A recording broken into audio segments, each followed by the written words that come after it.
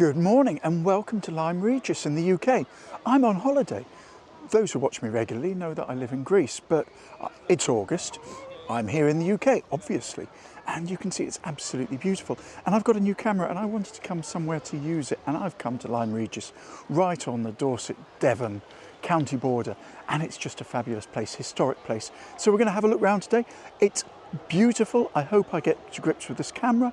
I hope it does this place justice, because this place is amazing and we're going to have a look at it. So I guess the first thing is, before we have a look around and I talk about the history of this place, where are we?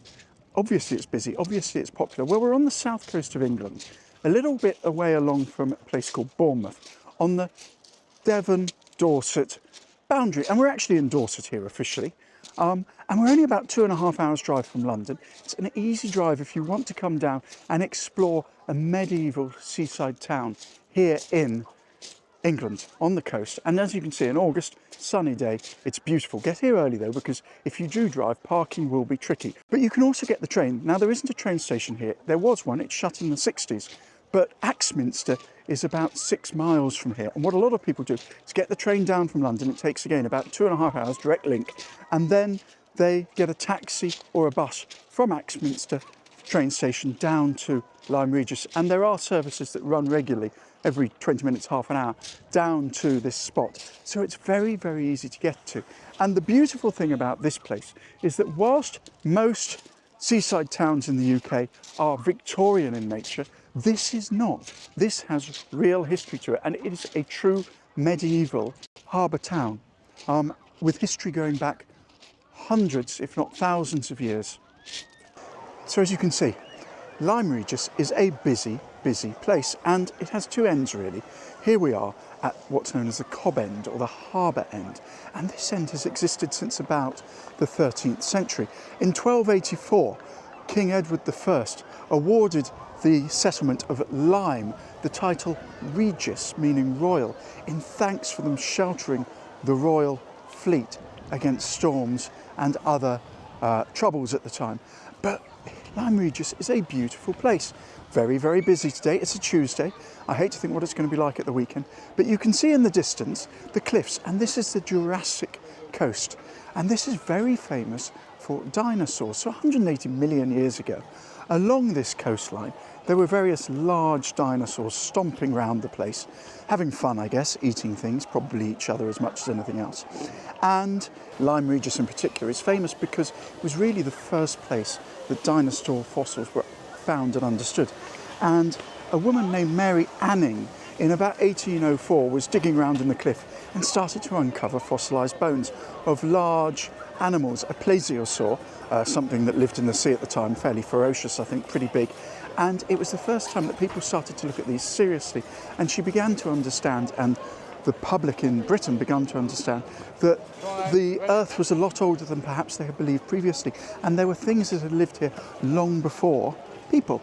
And indeed, this place is still known for its fossils, and people still come here specifically to dig in the cliffs and find fossils. And you can see this town is beautiful. It's a medieval town. It was first mentioned in writing in about 774 AD, when the land here was sold, or given, actually gifted, I think, by the King of Wessex at the time to the abbot, the local abbot. But then again, it's mentioned in the Domesday Book as Lyme, and it's called Lyme because it's on the River Lym.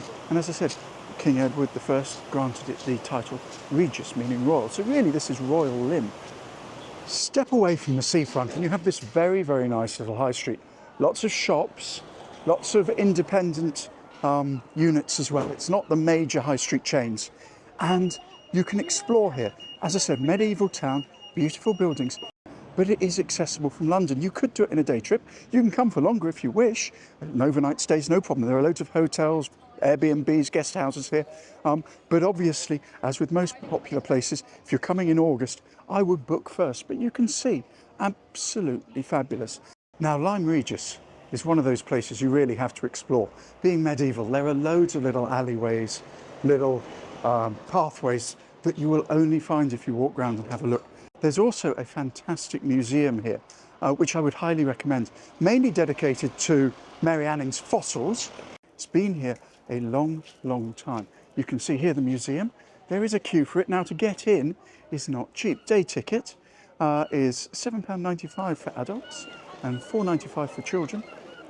Now, walking back down towards the Cobb and the Harbour to have a look there from the town, you can see up on the right on the hillside here, there's a park, lovely park, well worth exploring. And at the top of that, there's a car park called, I think it's Holmbrook Car Park or something like that. You have to pay, but there are 500 spaces in there. And that's why I recommend that you try and park. If you come down into the town, should you have driven, particularly in August, you're going to really struggle, to be honest. The traffic down here is just snarled up. There's no parking, it's all full. But you can see when the weather's good like today, the whole place just goes nuts, completely nuts. No wonder people go overseas. But you can also see why the British and Germans are famous for sunbed hogging, because when the beach is like this on a hot day, you're going to struggle to find a place. So the other end of the town, and we have a similar character, but it's almost like, in a way, a separate little village. You have fish and chips and ice cream, two absolute staples of a British summer holiday. But as I said, this is a man-made harbour, and it was created in the 13th century. And look at these steps here. You can see how they've worn away with years of people walking up onto this harbour wall, which is known as the Cobb. Completely man-made, has to be maintained. Along the Cobb, on the other side from Lyme Regis beach, we have this other beach. Now, this is a pebbly beach, and it runs all the way down the coastline. It's Monmouth Beach, and you can see down there the Jurassic Cliffs. And there are people down there, they'll be picking up stones off the beach. I wouldn't pick them personally out of the cliff face, I think that's vandalism, but off the beach, and they'll be striking them with a little paleontology hammer. And if you do that, you usually find a spiral ammonite in there. Now, I'm not a paleontologist, I don't know how old ammonites are, but I suggest 500 or 600 million years, and it's very easy here to find them. But as I scroll around, you can just see how beautiful this place is. It's absolutely fabulous, with the harbour and the seaside and the beach and just the town, the medieval town, rising up onto the cliff. So towards the end of the Cobb here, at the end of the harbour, we have this little aquarium. Now, I don't believe it's anything hugely innovative or special, but I'm told that for the kids, the smaller kids in particular, this is a little fantastic place to take them for half an hour, because they can go in, they can handle and touch the fish, and they can feed them. And it's really aimed at the small kids, but somewhere I would highly recommend, if you come here with a young family and you want to get them out of the sun and you think they've had enough ice cream, then this aquarium behind me is probably a very, very, very nice place to come.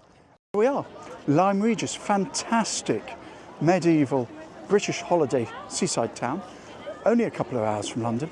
Brilliant to come down to if you want to get a flavour for something outside the usual. Cotswolds, Oxford, London, Windsor, etc. Very accessible, either for a day or a day and a night. Now, some of you may also be saying, why on earth, Andrew, have you come to the UK in August? Everyone goes to Greece in August. You live there, you could be there enjoying the holiday spirit and life. But for me, I live there all year round. It's too hot, it's too busy, and I have family here. I like to come to the UK, and to be honest, the very best times to come to the UK are Christmas and August. Christmas because the UK does Christmas very well, and August because you're not guaranteed weather, but you have a good chance of decent weather, as you can see today. So here I am. I hope you've enjoyed it. I would advise coming down here if you get a chance. Lovely place. Not Victorian, as I said, makes a change. Please watch some of my Greek videos, and I will do more for you when I'm back in Greece at the end of August. Thank you.